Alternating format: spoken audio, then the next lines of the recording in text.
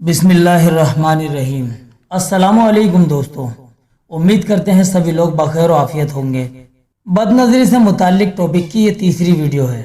इस वीडियो में हम आपको बताएंगे 3 बड़े बड़े नुकसानात और उनसे बचने का क्या इलाज है। ये 2 अहम और बुनियादी चीज़ें पिछली वीडियो में हम आपके सामने लाने से आजिज़ रहे, इसलिए आज की इस वीडियो में इंशाल्लाह इन दोनों चीज़ों को हम आपके सामने लाएंगे ताकि इस बड़े गुनाह से बचना हम सबके लिए बेहद आसान हो जाए। दोस्तों, बदनज़री एक ऐसा संगीन गुनाह है जिससे इंसान के अंदर नफसानी ख्वाहिशात का तूफान उठ खड़ा होता है और इंसान उस सैलाब की रो में बह जाता है। दोस्तों, बदनज़री करने के 3 बड़े नुकसानात वजूद में आते हैं। दोस्तों, बदनज़री की वजह से होने वाला पहला बड़ा नुकसान ये है कि इंसान जिस गैर महरम को शहवत की निगाह से देखता है तो इंसान के दिल में उसका ख्याली तसव्वुर पैदा हो जाता है, जिसकी वजह से बहुत बहुत खूबसूरत चेहरे उसके दिलो दिमाग पर कब्जा कर लेते हैं। दोस्तों, वो शख्स अच्छी तरह जानता है कि वो उन खूबसूरत हसीन और जमील शक्लों वाले लोगों को हासिल नहीं कर सकता, मगर इसके बावजूद भी वो शख्स तन्हाइयों में उनके ख्याल दिलों में लाता रहता है और ख्याल ही ख्याल में उनसे नाजायज फायदा उठाता रहता है। दोस्तों, कभी कभी तो इंसान ऐसा होता है कि घंटों घंटों उन चेहरों के साथ ख्याली दुनिया में बातें करता रहता है। जो शख्स बदनज़री करता है तो बदनज़री के साथ ही शैतान उस शख्स के दिलो दिमाग पर सवार हो जाता है और उससे शैतानी हरकतें करवाने में जल्दबाजी करता है।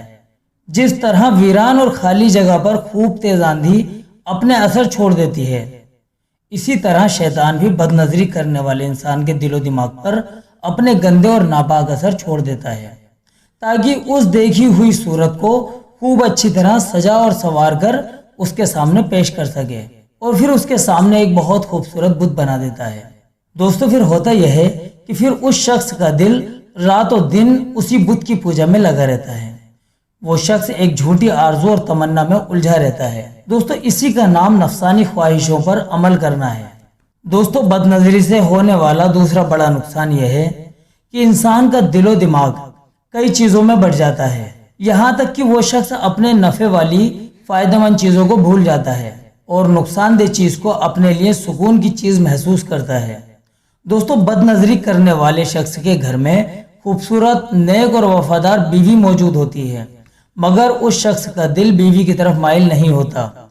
उसे बीवी अच्छी नहीं लगती, ज़रा ज़रा सी बात से उससे उलझता है, लड़ाई झगड़ा करता है, जिसकी वजह से घर की फिजा में बेसुकूनी और बेकरारी पैदा हो जाती है। जबकि यही शख्स बेपर्दा घूमने वाली औरतों को इस तरह ललचाई नजरों से देखता है जिस तरह शिकारी कुत्ता अपने शिकार को देखता है। बदनज़री करने वाले की कभी कभी यह हालत भी होती है कि काम काज में उसका मन नहीं लगता, और अगर बदनज़री करने वाला स्टूडेंट होता है तो उसको पढ़ाई के सिवा हर चीज़ अच्छी लगती है, लेकिन पढ़ाई में वो अपना मन चुराता है।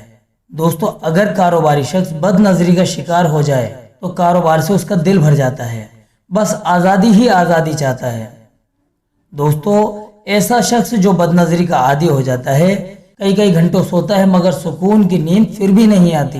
देखने वाले उस शख्स को देखकर समझते हैं कि वो सोया हुआ है, जबकि वो सोया हुआ नहीं होता बल्कि ख्याली महबूब के तसव्वुर में खोया हुआ होता है।